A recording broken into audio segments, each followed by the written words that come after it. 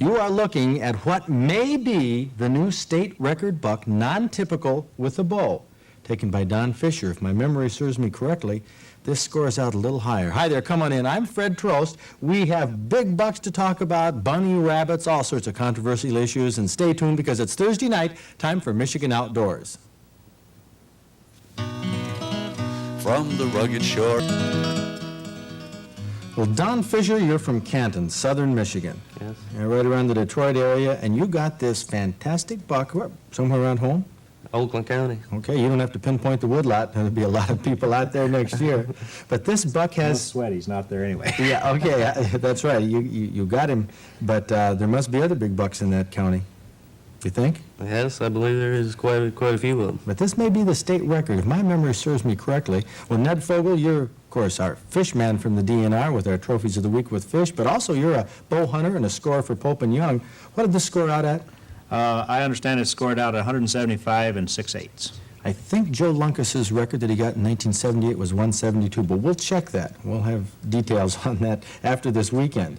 But give me the rundown on what it's like to see a buck like this coming through the woods. When you got it, was that the first time you'd seen it? Yes. First time this year. I seen him last year. He wasn't quite this big, but... Oh, so last year you missed? Yeah, I missed him last year. Was he a little bigger this year than last? Oh, yeah, a little bit. But you hadn't seen him and you've been hunting in the same woodlot, same area? Yeah, well, I found where he was scraping the ground and just waited there every morning, and he finally showed up after the fourth day. For 4 mornings? Mm-hmm. If another deer would have come along, a smaller deer, maybe a spike or a doe, would you have? Or were you holding out for Big Boy? Well, I was kind of waiting for him, but I don't know. I think I would have probably took the shot. Would have probably taken. This is the first deer you've gotten with a bow? Yes, first deer. Geez, you can't do much better than that. Yeah. Well, Ned, trophies are something a lot of sportsmen are interested in. The Master Angler program with trophy fish and big bucks, but this isn't the whole world of hunting and fishing, is it? Well, I think this is the part of it that really makes the hunting and fishing fun, is looking for the trophy. And it's the thrill of the chase and getting out into the outdoors and really enjoying the nature as it is. Well, that is just a part of it. And you know, Don Fisher, you are going to be at the Sportsman's Banquet, which is coming up Saturday night at Roma Hall in Livonia. You'll be there along with the other 3 people who got the other largest bucks, and a lot of people with big bucks and big fish are going to be there. Ned Fogel, people from the DNR, Tom Washington. It's going to be, I'm proud I'm a sportsman's night. Now, if you want tickets for this, I realize this is short notice, but if you still want tickets, we have room for you. Just call this number, area code 517-355-2323. Call anytime tonight or call tomorrow, and we can set tickets aside, and we'd be glad to see you there. Well, Don, this is going to be kind of interesting when we tabulate the final scores and get our state records together to find out just how you did. If this is the state record buck or not, we'll find out at the Sportsman's Banquet. Okay. Congratulations on that trophy. Thank you. Ned, look forward to seeing you there. I have another question, though. Crossbows, the crossbow season, you for it or against it, Ned? Not as long as they want to put it in with the bow season. What about you, Don? I'm against it. Well, we'll just use that as a little transition now to go to our mailbag. This is what 2 bow hunters feel about the crossbow season. Ed, we talked about this a couple weeks ago with Tim Eater and Ray Rustum of MUCC. Looked at both sides of the issue, and we got a little mail on it, didn't we? Yeah, and you know, there was not much middle ground. It was either pro or con. Like this letter from James Wilson. They should legalize crossbows for hunting under the bow permit. And that's what some people say, but this inclusion with bows is why many bow hunters object, like Chuck Glockstein from Essexville. He says, archery is still a challenging sport. Don't take the skill out of it. The crossbow goes way beyond this. Don't create a trash sport. A rifle or shotgun is part of a great tradition that goes way beyond just killing a deer. Let's keep the skills in archery and the traditions in our firearm season. Well, Fred, many bow hunters are concerned that the crossbow is a perfect poacher's weapon. Like Tom Northrup from Chelsea, if Michigan legalizes crossbows, the DNR will need to hire more phone operators for the RAP hotlines. Federal law prohibits bullets, gun silencers, a crossbow is just as effective. There will be more deer killed illegally if crossbows are legalized. I am sick of people cutting it down. Anything new nobody wants. I don't see why everybody is so down on it. I love to shoot a crossbow. My vote is for it all the way. That's James Hosier from Wayne. Well, speaking of votes, Harvey Drummond from East Lansing writes, a crossbow season would attract individuals not willing to put forth the ambition and practice time necessary to master the compound, recurve, or longbow. I am going to watch closely to see how my congressman votes on that legislation to legalize crossbow hunting. I will remember the results at voting time. And on the other side of the fence is Neil Kremmelmeyer from Vicksburg. I've shot crossbows at targets and was very impressed with the small arrow's swiftness and accuracy. At 50 yards and under, I do not believe even a compound bow can compare. I'd like to know how I can help in some way putting a crossbow hunting season here in Michigan. Well, we have a fellow right here who can give you the scoop on that, Representative Tom Alley. Tom, you're on the House Conservation Committee. You come from, let's see, the east side of the state, Tawas, Eau Gray, Harrisville, West Branch, that's your territory. That's correct. Your district. What about this? If somebody wants or opposes a crossbow season, should they write to who? They should write to the members of the Conservation Committee and their own representative and senator. The bill, of course, will be reintroduced by, I believe, Lauren Armbruster to discuss this issue and probably try and put it in the firearm season, maybe the muzzleloading season. Well, there was a lot of opposition to putting it in the bow season. Right. I think personally, as a member of that committee and a legislator, I'm opposed to seeing it go into the bow season. I think that it's so accurate, and if we have the correct poundage, as was indicated, it's a very lethal weapon, and I think it should be put along with other rifles and firearms. Well, you certainly have a number of opinions, which is reflected in the legislation you've brought up. And I guess you're sort of creating an image right now. You have a definite attitude towards the DNR, whether it should be split, the environmental functions. What are the bills that you've introduced? Well, I have a series of 6 bills that I and some other reps have co-sponsored and introduced, which would split the Department of Natural Resources somewhat by transferring different divisions which care about the environment over to public health. Wow, that changed it somewhat. Well, That's a lot of money. Well, yes, it's an awful lot of money and an awful lot of positions. First of all, the Public Act 368 of 1978 states that the Department of Public Health shall take care of the environmental and health issues.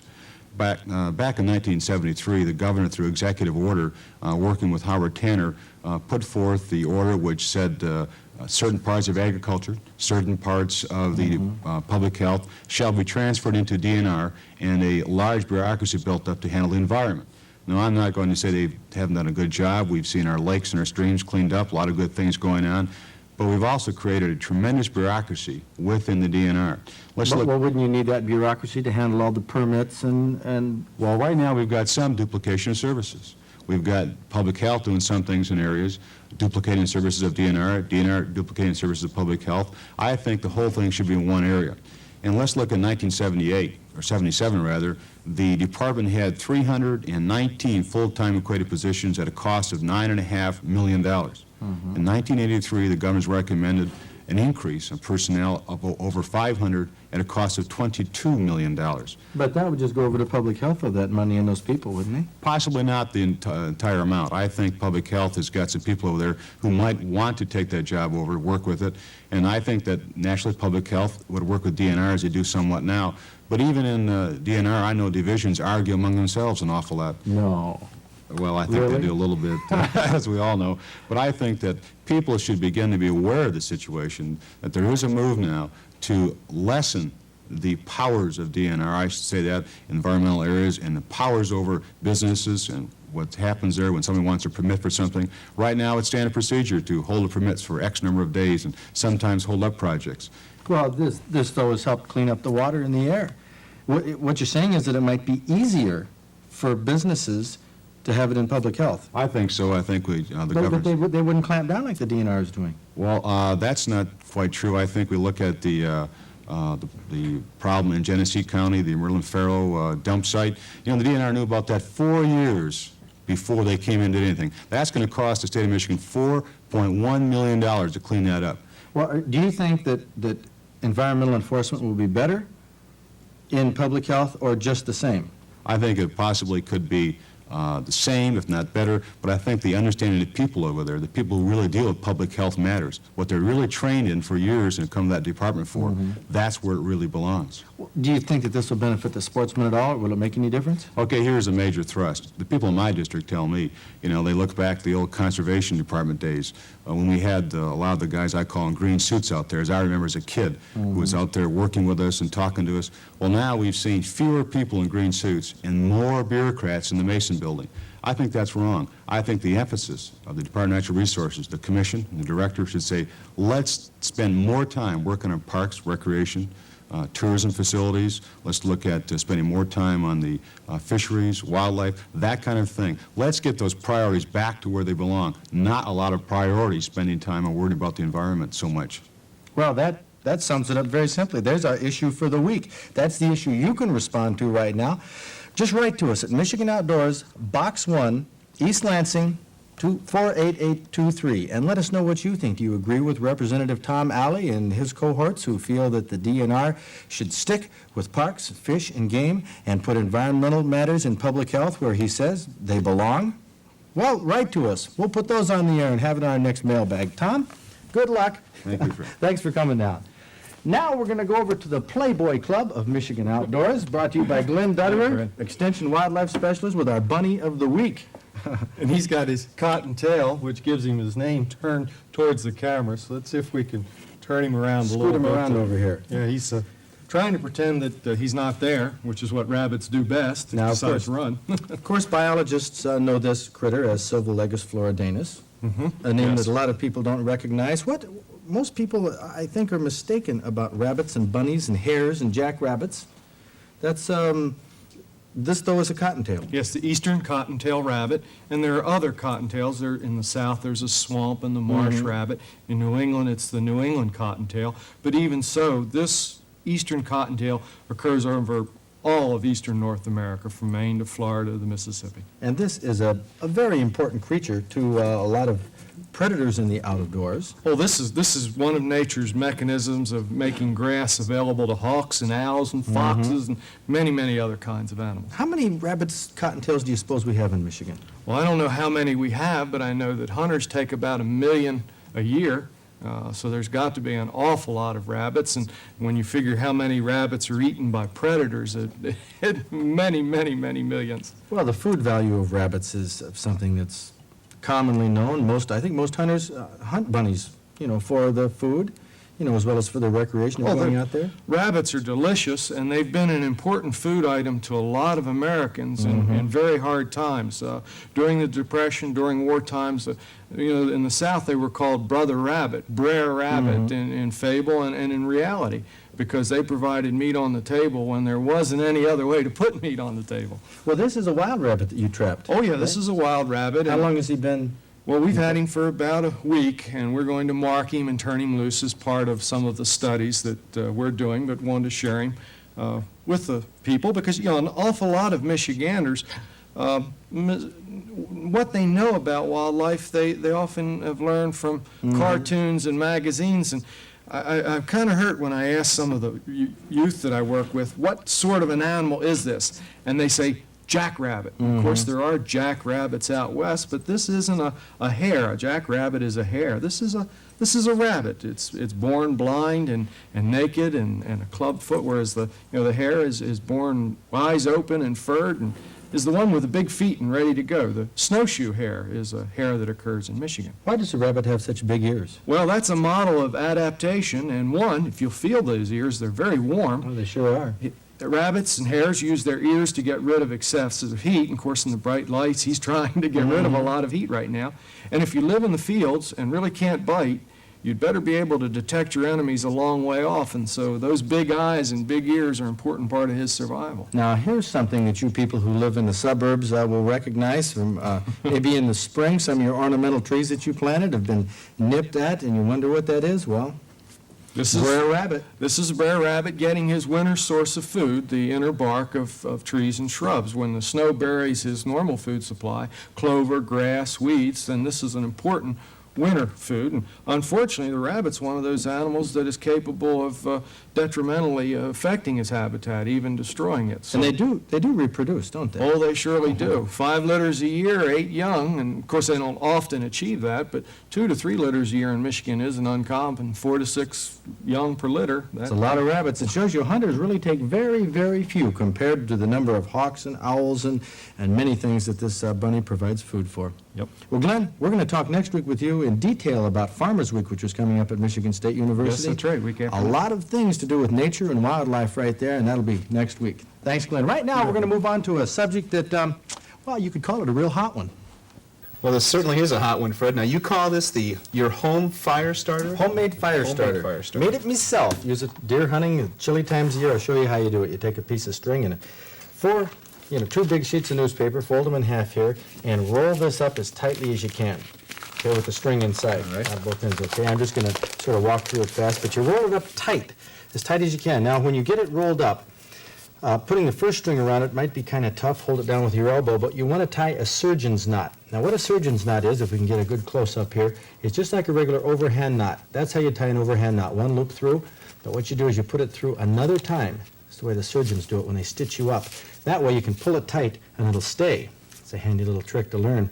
But we can use this on the fire starters, make a square knot out of it, and you tie the string in 1-inch increments all the way down. And then you take the hacksaw and cut these apart.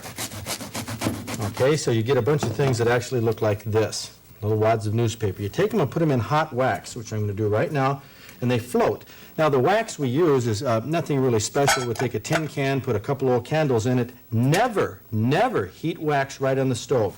It'll get too hot. It'll go past the kindling point. The wax will ignite. Then you have to take some salt or baking powder and put on it. But so what we do is we take your wax and you put it in boiling water, and that will keep it from igniting, but it'll melt the wax. So what you do is you make sure the air is squeezed out of these fire starters. It bubbles right out of there. When they're done and they're full of wax and it's saturated, they sink to the bottom. So you take out your homemade fire starter here and set it on some tin foil to dry. This is what we end up with. These little jobs that you can put in a day pack, put in a plastic bag. That will burn for at least 10 minutes, Ed. Really well, and it's kept my hands warm in deer blinds when I didn't want to build a big fire. Can't cook over it, but what the hey. That's a homemade fire starter. You can do it yourself. If you want the recipe and want me to send it to you, I sure will. Write me a letter right here at Michigan Outdoors. But right now, let's go to some people who are going to be at our Sportsman's Banquet with our weekly trophy report.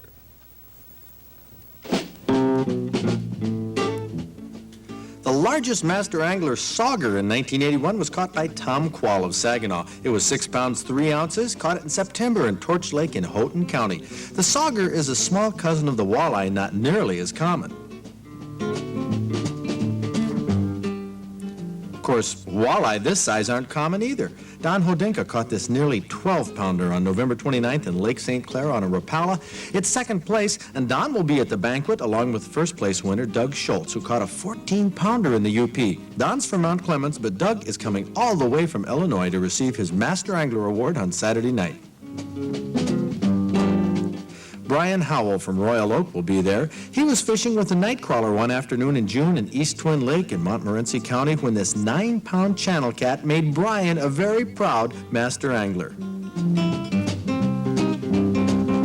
You can bet Kerry Gentry from East Detroit had this Great Lakes muskie mounted 33 pounds 9 ounces, caught in Anchor Bay in June trolling a red and white spoon. You'll see Kerry and his trophy this weekend at the Sportsman's Banquet, along with big buck winners and other master angler winners, including the ones in this week's trophy report. Now for an update on ice fishing. You know it's getting near the season, but let's talk with Stan Levensey from the Michigan Travel Bureau, our fishing expert. Stan, is the ice bad in any areas of the state yet? No, everything is good and solid as far as my knowledge is concerned. I would like to give a good report on the perch fishing of Saginaw Bay. Unfortunately, that has been kind of slow. We have one bright spot. We have off Point Lookout, 55 feet of water. They're getting some perch, and they're also getting some nice lake trout. Are the perch running good-sized? They're good-sized perch. Well, that's good. Do you have any reports of any other good inland fishing, say, in the southeast corner of the state? I don't have a very recent report, but I would almost bet on it that the Holloway Reservoir should be still producing crappie. In fact, it should be improved from what it was a week ago when I had a report. this is a good time for crappie on the Holloway Reservoir. Kent Lake is always another spot for crappie and bluegill, though sometimes the size can be a little disappointing. Well, that may be, but we still have some good ice fishing left. Thanks, Stan. I want to remind you of a couple things for this weekend. One thing, Bassarama is going to be at Waterford, a two-day show, Saturday and Sunday. If you're a bass fisherman, you love to make that. And don't forget about the Sportsman's Banquet. One last shot we have at Roma Hall. Call us, 355-2323. Collect if you want tickets. We still have room for you. See you there. Funding for the preceding program was made possible in part by a grant from Farm Bureau Insurance Group and its agents throughout Michigan.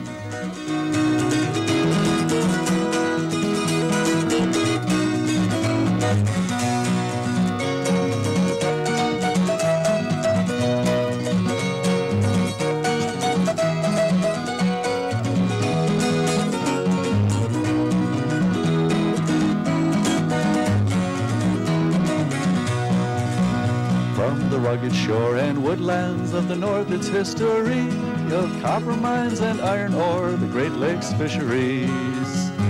To the farmlands of the southern counties we'll look around again, and all that waits the sportsman in the state of Michigan.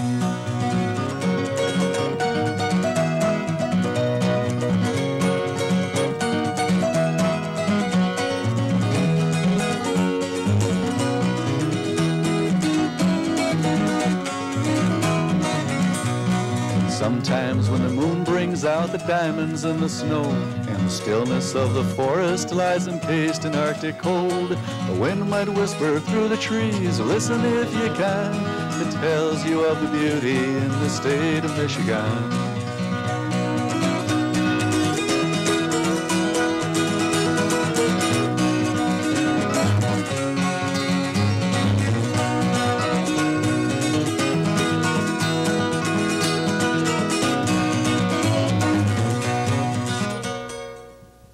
Well, thank you. And I'd like to say, as producer, host of Michigan Outdoors, that I am proud to be a part of the Michigan Public Service Broadcasting Network, bringing you Michigan Outdoors every Thursday night.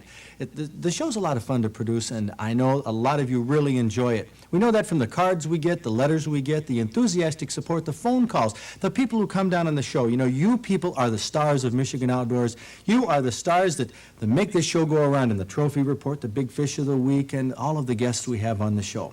Makes it very enjoyable for me. And we don't have any commercials. Hey, we do 28 minutes, 46 seconds every week, commercial free. The underwriters we pick up help us out, cover the cost, but they don't help cover the cost of the TV stations that run the show. And I'm appealing to you right now, you sportsmen out there, you hunters and fishermen who enjoy Michigan Outdoors, who enjoy the other nature programming on your PBS station, please go to the telephone right now and call the number of your local PBS station that's up on the screen. Call this number, dial it, and make a pledge. And tell them you enjoy Michigan Outdoors, and tell them the programming that you enjoy. This will help keep these programs on the air. We need your support. We need your letters. We need your participation on the show. We also need your money. And I'm not kidding. Times are really tough. And if you just, well, golly, thanks a lot, guys. I mean, this shows you how enthusiastic the crew is, the people here in the studio. I hope you're just as enthusiastic. Go to the telephone right now, dial the station, call, and make a pledge. We'd all appreciate it, and it'll help keep shows like Michigan Outdoors on the air for, I hope, a long time to come.